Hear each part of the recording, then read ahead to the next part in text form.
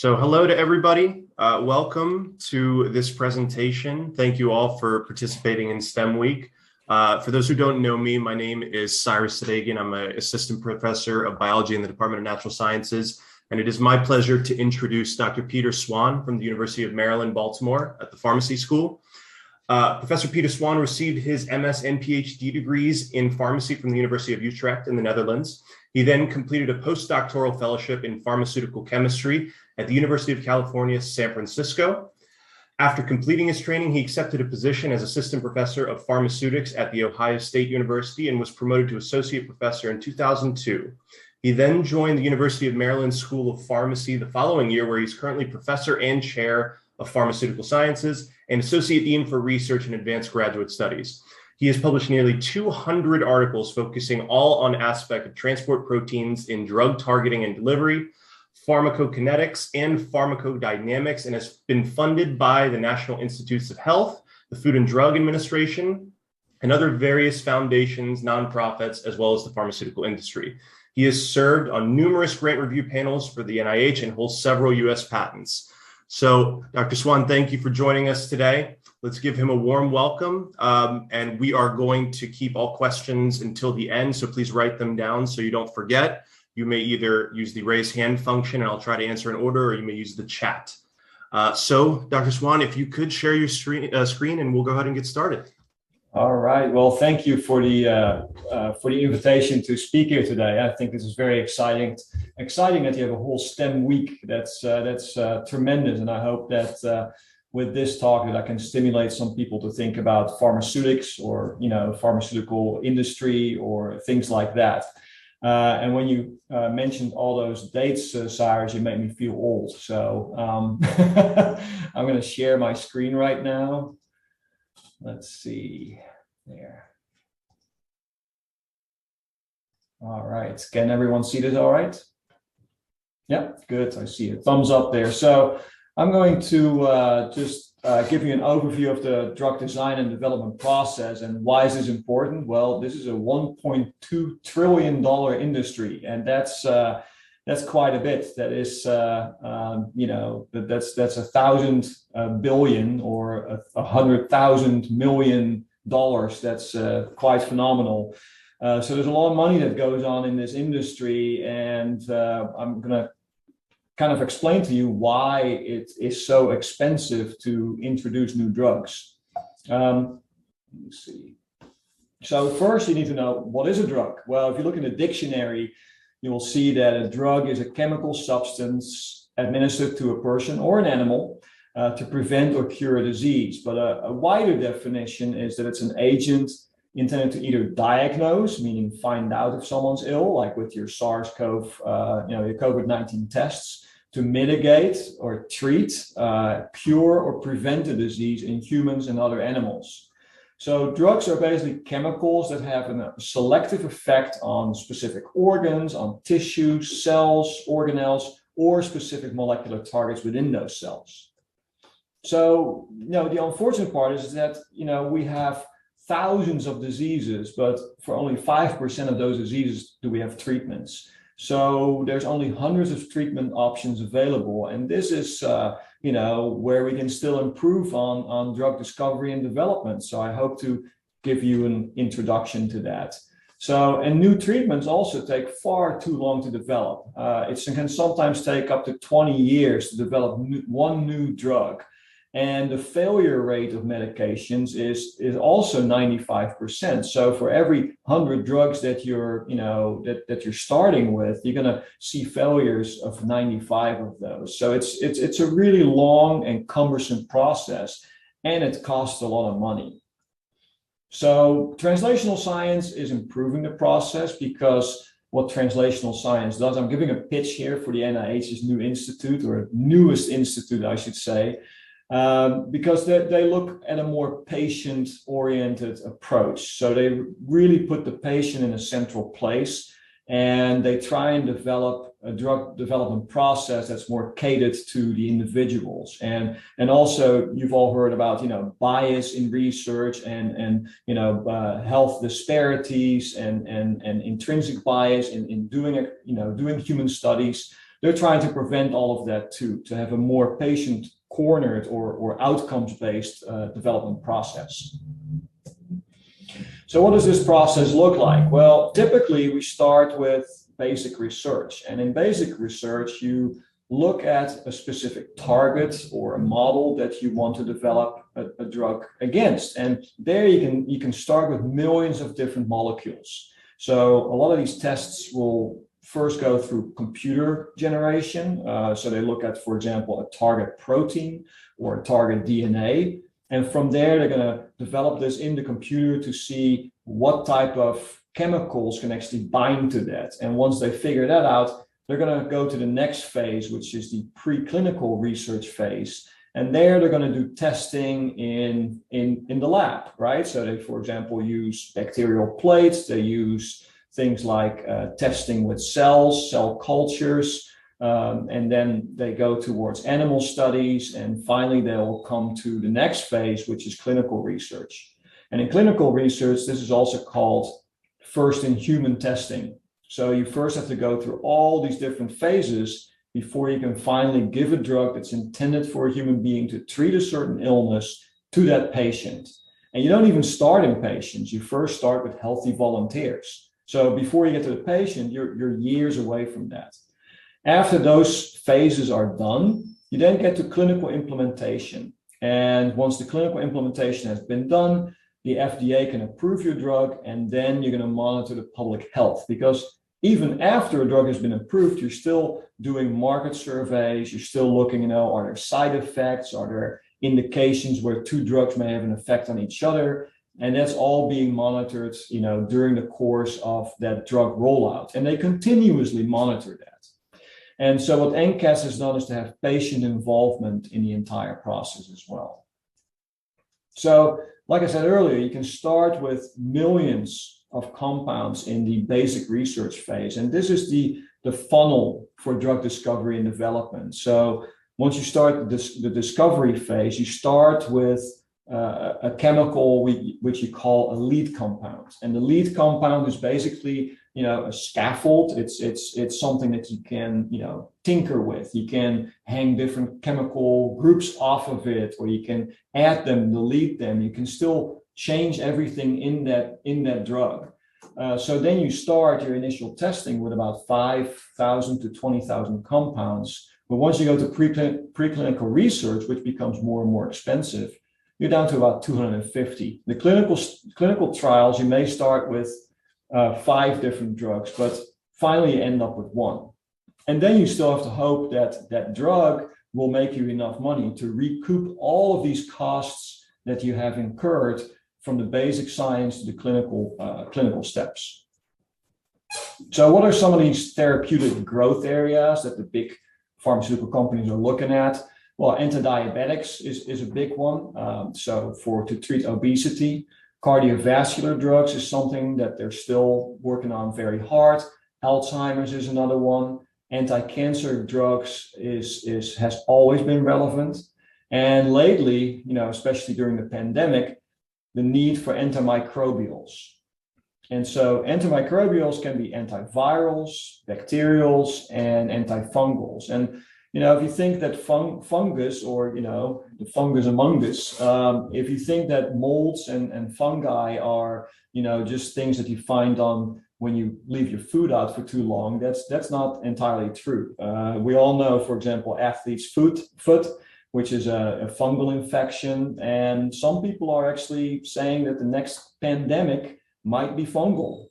So it's a good thing that the companies and scientists have started to pay attention to developing newer antimicrobials, because you've also heard probably about the fact that there's bacterial resistance. So a lot of these older antibacterials don't work anymore, or you get strains that are resistant to almost every almost every antibacterial, and that's not a good thing. So here's again the drug discovery process in like a pipeline. So drug discovery starts, which I said earlier, with the identification of a target, and this could be a receptor, it could be a transporter, it could be anything that you want to treat at the basic cellular level. This will then lead to lead compound selection. Then you go and start looking at your efficacy. In other words, how well does it bind to that receptor? How well does it lower blood pressure? Or how well does it get into a cell? And you're also going to look at the safety profile. I mean, are there any side effects? Does it kill the cells, for example? That would not be a good thing, right? So then you can scratch that particular compound. And from there, you go to the clinical trials, phases 1, 2, and 3. And we'll get to that in more detail later when we talk about the different phases. Finally, you're going to go to the FDA, and that's called regulatory agency approval. And then you follow up with post-marketing safety surveillance to make sure that nothing goes wrong after it's on the market. So this is for new drugs, but what we've been doing lately too is to repurpose drugs. And some drugs may have been taken off of the market or have a different indication, but now we're starting to look at how can I apply the same drug to a different field and get approval for a different indication that the drug was not originally intended to be used for. And that's a whole different game. But here you basically look for new targets for the same drugs. And that's happening a lot these days too.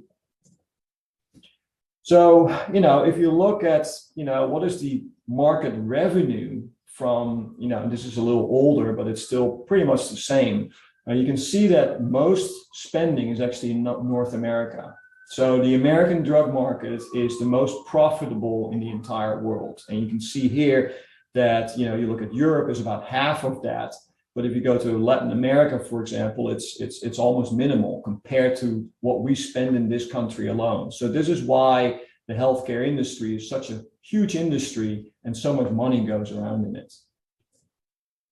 So drug regulation started in this country in about 1900s. And so this had to do with the Food and Drug Act.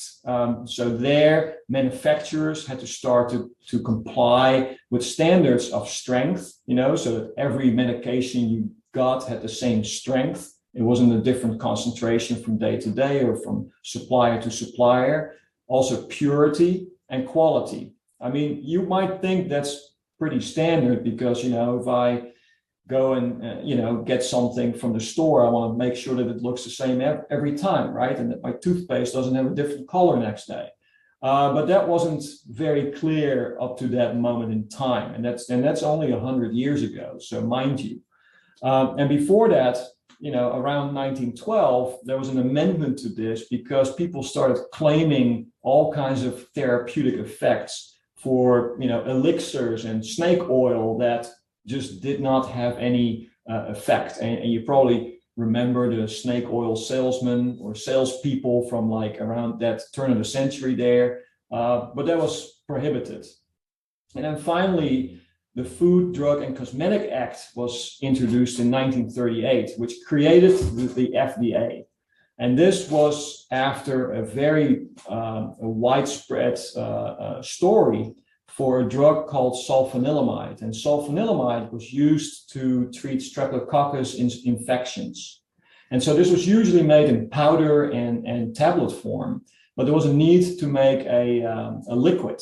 And especially, don't ask me why, it was in the southern states, but they wanted to have this in a liquid form because I think it was also not very palpable. It was very bitter. So they started to make this formulation, and they put diethylene glycol in there. That was the only solvent that this drug would dissolve in.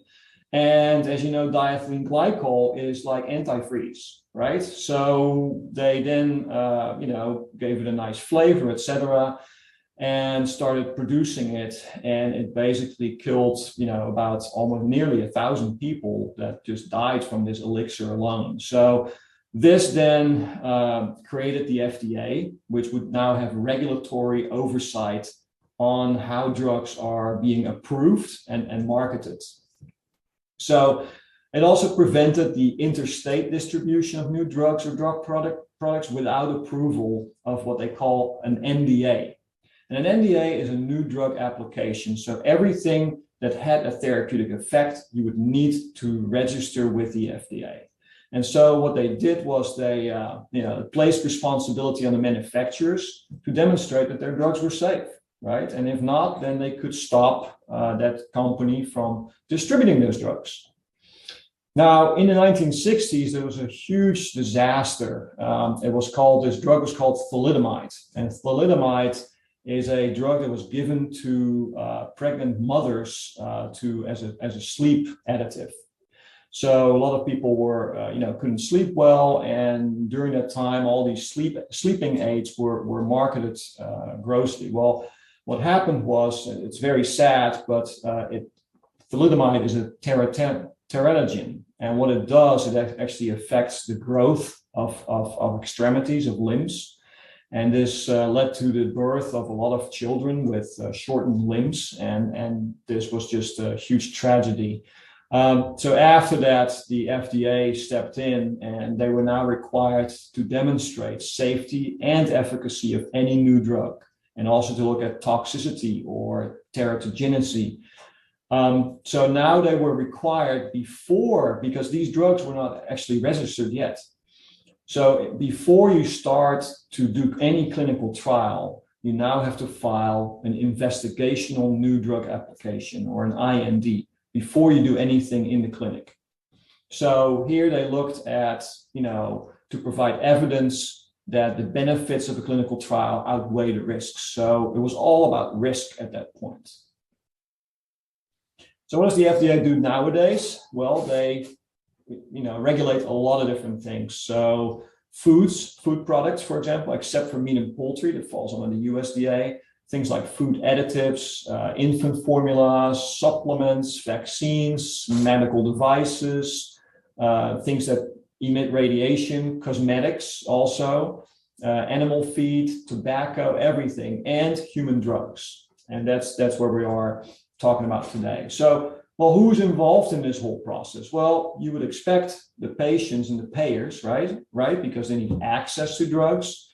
And the payers are the ones who look at the economics. I mean, is this an expensive drug or a cheap drug? And you've heard in the news recently of these drugs that come on the market that cost like $40,000 for one treatment. I mean, that's where this group comes in. The companies, of course, they want to recoup their investment and make money. And in the middle is the politicians, attorneys, and the FDA who look at the policies, the law, and the regulation. So let's take a little look at the NDA process. So the goal here is to demonstrate safety and efficacy, right? It takes about 3 to 12 years before you get to a new drug approval, but it can take longer, up to 20 years. So there's a bunch of people who work on this, clinicians, engineers, pharmaceutical scientists, like I'm surrounded with here. So usually you have project teams who work on that. So economics. Well, NDAs is like a $1.6 billion industry in this case, or it costs about $1.6 billion to get to an NDA. So only drugs that can then generate $1 billion annual revenue are considered to be successful, right? Because if it costs $1.6 billion to get there, you want to make sure that over the years you get that money back. So a drug pipeline, so if you have multiple drugs in the pipeline, this is what makes drug companies valuable, because you can have different targets, you optimize molecules. So the research and development teams are actually a cost to the company. They're not a revenue. So they cost money, and that's where their biggest cost sink comes from. So who can afford this, right? Because not everyone who's in this game can afford to bring a drug to the market. If it costs you $1.6 billion, you have to have that much money in the bank in order to make that worthwhile. So here's a nice overview of the big players. And it's not all the Pfizers and Mercks. Pfizer, of course, is one of the biggest with $50 billion in the bank. But J&J, or Johnson & Johnson, has about 70 billion. Roche, 50 billion. Merck, 40. Bayer. So this is kind of the club of players who are involved in this, because even if you as a scientist discover a drug tomorrow that you want to bring to the market for a specific rare disease, you will not have the money to bring it all the way to the stage where you can go to the FDA and say, hey, please approve this drug. It costs a lot of money to do clinical trials, multiple millions of dollars. And so only at this stage would you then partner with one of these big players so you can actually make it to the market. So if we look at the drug development process as a flow chart, so the first thing you would do here is to look at the market, right? So you're going to look at market opportunities. What is my market and what are the scientific strengths? Now, this is what the big companies do, because what you can already see here is that if you only look at how much money this drug is going to make you, you're going to forget about rare diseases. You're going to forget about orphan diseases or, areas that don't make you a lot of money. Like, this is the whole thing where philanthropy comes in, right? So if you look at things like malaria, which affects millions of people across the world, but it is not in areas where people have a lot of buying power. So those are usually ignored by the big companies. But this is where things like the Gates Foundation and others who have a lot of money that can make this happen come in. And that has led to a lot of successes too, which I'm happy to say. So the next step would be drug identification. So you synthesize new compounds, which leads to lead optimization. That's millions of drugs. Then you start screening for efficacy. Then you nominate some candidates and you do basic chemistry and you look at the market potential. From there, you go to preclinical evaluation, where you look at things like, how do I analyze this compound? Is it pure? Can I scale up the synthesis, which is not trivial? Then you look at pre-formulation. In other words, is this a drug that I can actually give in a tablet, or do I have to inject it, or do I have to give it in like, a liquid? After that, you're going to look at the pharmacology, meaning, does this drug actually work on the intended target? Does it get to the target? And here ADME stands for absorption, distribution, metabolism, and excretion. So in other words, how fast does that drug get into the body, gets metabolized by the body, and then excreted? The same thing that happens with when you eat food. And short-term toxicology. So this is the point after you've done this, all of these tests, that you go to the FDA and say, hey, can we please register this investigational new drug with you guys so we can now go and test this in humans? So you have a pre-IND meeting with the FDA. They'll give you feedback. They'll tell you what you need to do or where to improve. And then they'll give you approval, which then outlines what you can do next, which is then, of course, reviewed by the FDA. This is where most drug companies go into lockdown mode, because at this point, anything you do, you have to report to the FDA. So if I, do something wrong in the lab, the FDA will hear about it. And this is a very serious business. So here we started with millions of compounds. If we go to phase 1, this is usually a single dose to demonstrate safety and tolerability on volunteers. So you're not in patients yet. You're doing a single dose in volunteers. So this is when you see those flyers that say, come test the drug with us in the hospital or wherever. That's usually where that happens. This usually happens at research hospitals. And we have one here across the street where these type of studies happen. Simultaneously, you're going to do long-term tox. And that long-term tox is usually in animal studies. And you're going to do CMC, which stands for chemistry, manufacturing, and control. And this is basically, how can I package it? What's the shelf life? What is, can I do quality assurance on this particular compound? So an IND is filed prior to the human testing.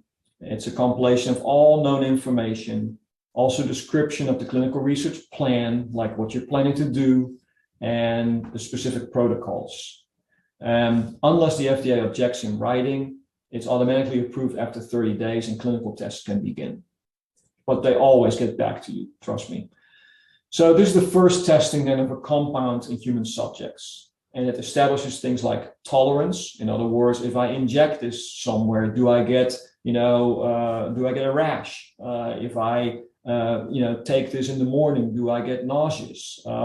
So they look at healthy human beings at different doses.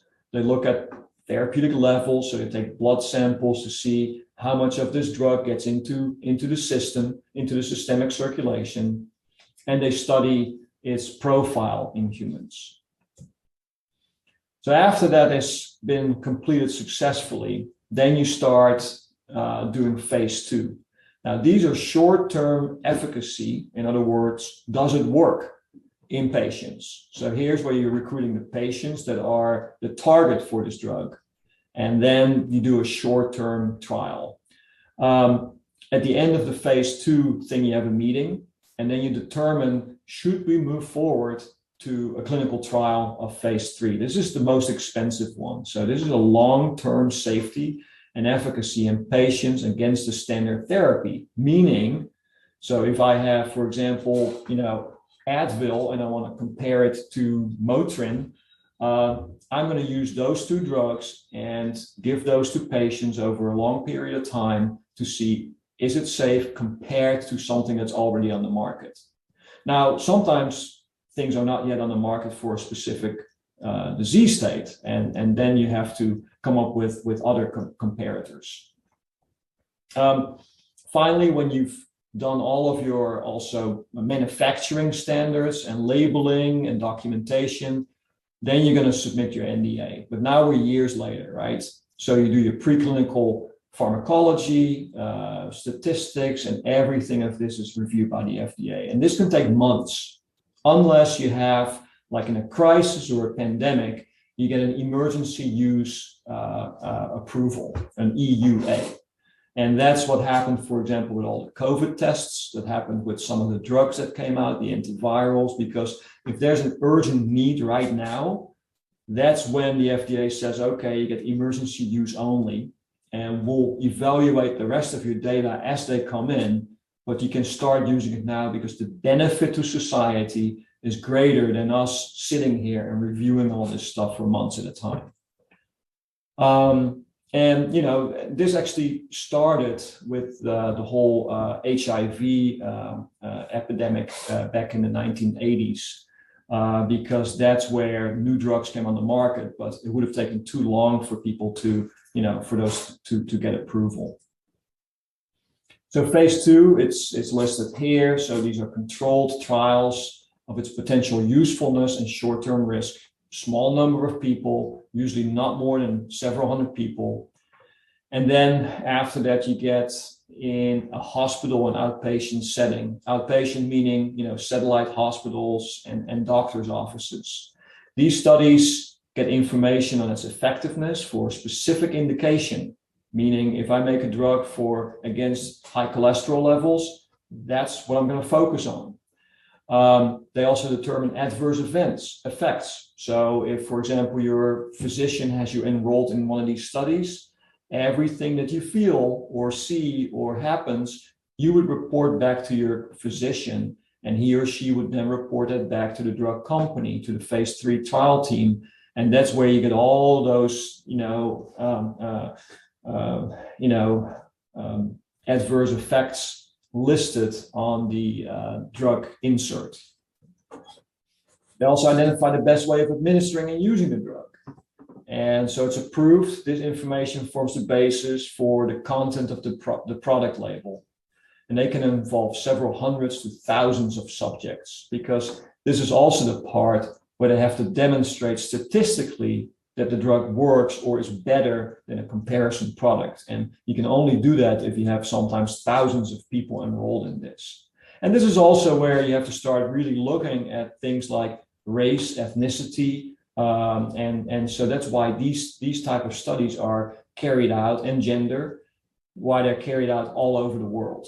So they'll have patients, in India, in Japan, in Africa, in Europe, in North and South America. They try and do it as broad as possible to capture, not just safety, but also safety in different groups of people. Yeah, I'm going to skip over this one. It's kind of boring.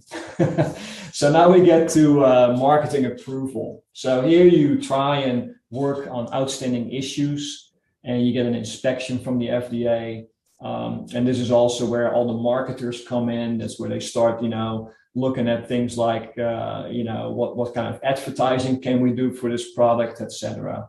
And finally, when the drug is on the market, you have what you call post-marketing surveillance, meaning adverse effects reporting, clinical to support additional indications. There's annual reports of negative effects, and then you can supplement that in your drug application. So this is post-approval research, which I just outlined. Because one thing is important to also let you know that in this area, you also need to look at things like, well, if this has been approved for adults, well, how's the drug going to affect children, right? How's it going to affect the elderly? How's it going to affect pregnant women? And so that's all those type of things are evaluated because, prescription is based on the indication of the physician. And so if a physician starts prescribing something to a category of people who have not been included in the approval, that all has to get approved or monitored. So now let's talk a little bit about, the pandemic and antiviral strategies. So the SARS-CoV-2 virus, when the pandemic started, there was a whole frenzy of like, how can we design new drugs against this? Because, vaccines were not on the market yet and they weren't approved yet. And so, basic scientists started looking at, what can we do here? Well, the first thing that you can do is to look at inhibiting the virus from actually getting into the cells. And this is where the discovery that they bound to specific receptors, what called ACE2 with their spike proteins, was a big hit. So if you can design antibodies that block these receptors or block the virus from getting in there, that's one strategy that people explored.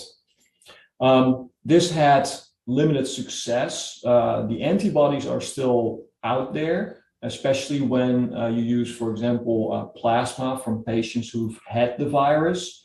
You can use that to give it to patients who are in the ICU. That will prevent the virus from gaining access. Other ways were to look at the viral protease inhibition. So the virus encodes for a protease or an enzyme that cleaves its protein. And so lopinavir and tenofovir, we'll get a schematic in a second. And the last one is polymerase inhibition. So remdesivir, you've heard about that drug probably in the news. This blocks the replication machinery of the virus.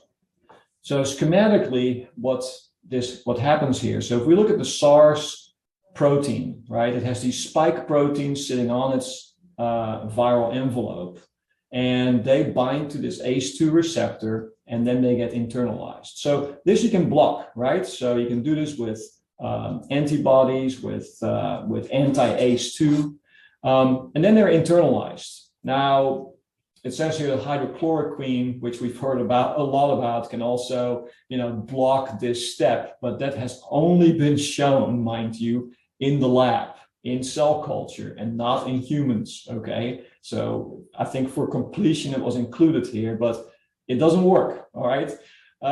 Then the next step in the viral reproduction cycle is translation. And here you can actually block translation by inhibiting a protease that the virus produces to cleave some of its protein.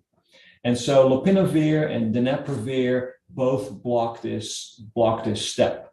And then finally, viral protease cleavage and translation, this is where the RNA gets replicated. So the virus has a polymerase. You've heard of PCR, a polymerase chain reaction, right? So the polymerase copies the RNA of the virus before it gets packaged and released to produce more viral particles. So this step this is where remdesivir and alluvidine inhibit this step. Now, why do we need different targets? why can't we just block the spike protein? Because the virus mutates, right? So if I are successful in blocking this on one day, a new mutant will come up that has a different spike protein, and my therapy no longer works at that particular point in time, right? So these are some of the things that happen. Now, if you're going to mess with this polymerase, you need something that looks like an RNA particle. So if we look at the structure of remdesivir here, I know it's a complicated structure, but once this thing comes into the cell, it gets cleaved by all kinds of enzymes, and it starts to look like a nucleoside molecule, which then it inhibits the polymerase itself, because it gets inserted into polymerase and it blocks it. So basically this is what we call a prodrug, right? So it's a drug that's not active yet, but once it's in the cell, it gets activated. The same thing we did with HIV back in the 1980s and 90s, and still. So you've probably heard of these reverse transcriptase inhibitors. So they can block this. They can also block the integrase, and they can also block the fusion. So these new cocktails, against HIV or anti-HIV cocktails, usually combine 3 of these drugs together to have the most effective inhibition of HIV replicating. And this is good. These type of drug cocktails are good because now when the virus mutates, you're not just hitting him once, you're hitting him 3 times. So the chances that the virus mutates in all those 3 areas is pretty slim.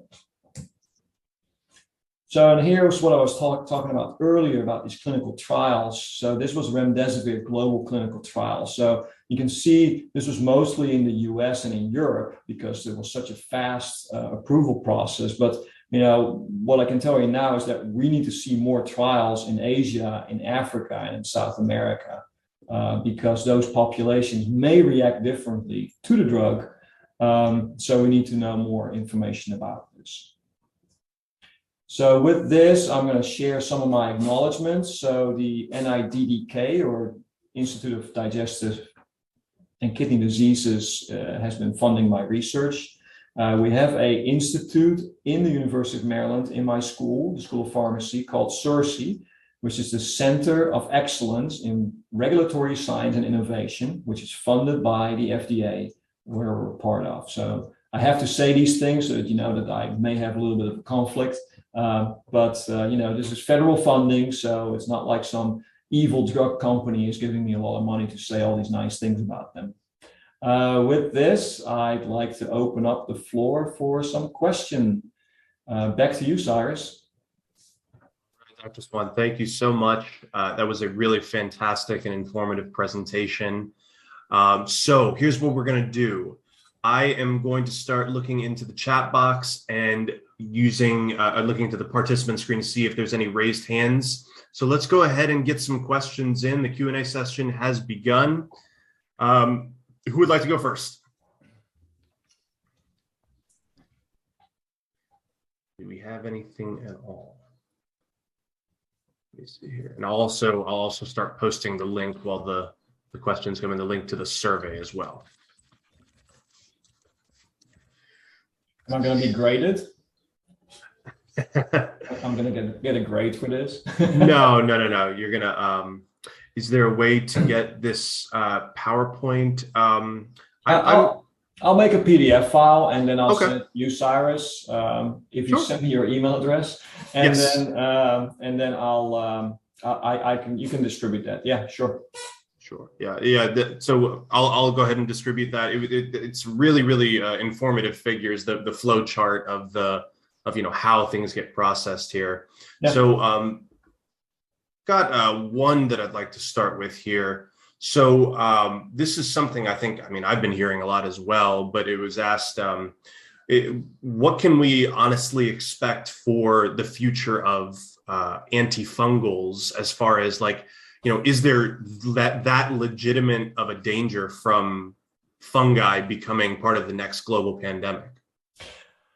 Well, that's an excellent question. Yeah. I think what we're most scared of or afraid of is the fact that global warming is real. And so what this means is that fungi that were normally reserved to different areas on the planet are now creeping up towards us. I mean, we're seeing that malaria in the southern states is becoming more and more common, right? We're seeing these molds and these spores that can now survive in higher latitudes, and so with more dense population. So yeah, some people are really looking at fungi to make sure that we're on top of that, because with bacteria we've also been very lax. And the reason being, again, Cyrus, is that it doesn't make enough money, right? And this is really what I advocate for, is like we need to be more philanthropic and more inclusive in how we develop medications, because we can't just sit there and say only how much money is this going to make me, right? I mean, if your a family member dies of a bacterial infection, that's a terrible thing, but it doesn't happen frequently enough yet for everyone to be alarmed about that. And not only that, of course, it's the capitalized world, it's the Western world that drives all this. And so, that's something that needs to be addressed. But I'm hopeful, because there are people who, actually a colleague of mine from San Francisco, Victoria Hale, she started a non-profit pharmaceutical company, and everyone thought she was crazy. But you know what? She got donations from philanthropic donors, and she was able to, produce things that mostly went to, developing countries. But I think that's a future way of approaching this. Yeah. Cool. And actually, the next question I have is, so these are some from my class for people who couldn't make it. There's a little bit of talk about, I'm not sure, you're probably familiar with the Mavericks owner, Mark Cuban, the billionaire. He's on Shark Tank, that guy.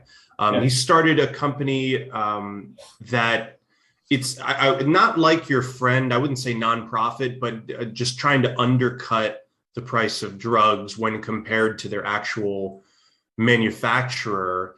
So that's the thing he's starting. It's like overall people are going to be paying less for the drugs than they would be otherwise.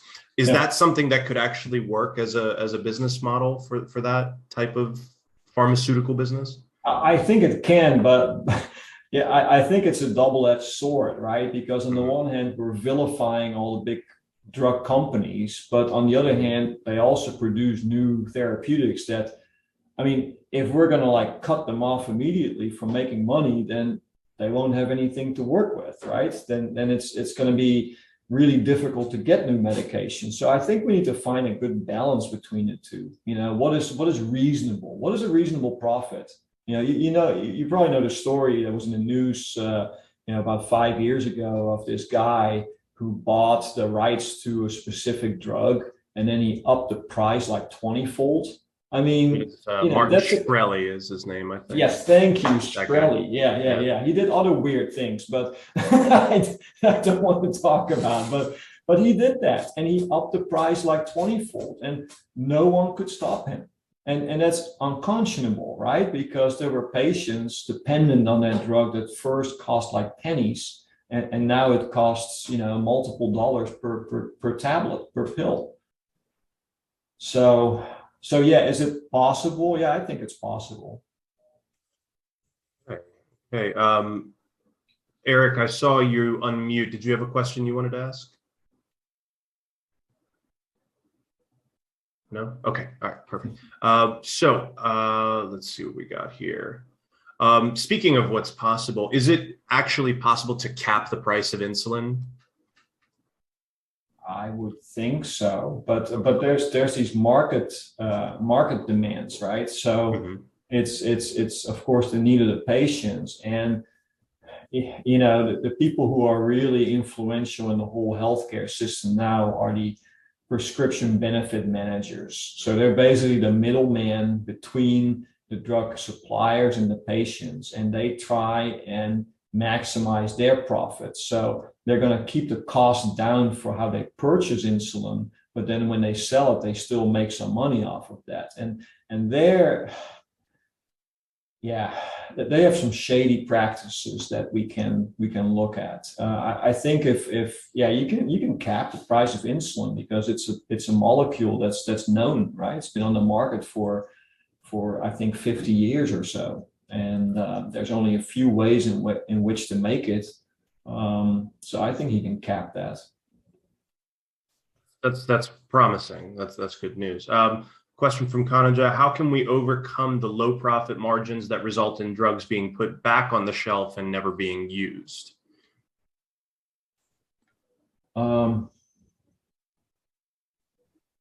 So I think what you mean with that is that, we have a whole bunch of drugs that never get used, and does that go towards the pricing of the initial pricing of the drug? Is that what you mean?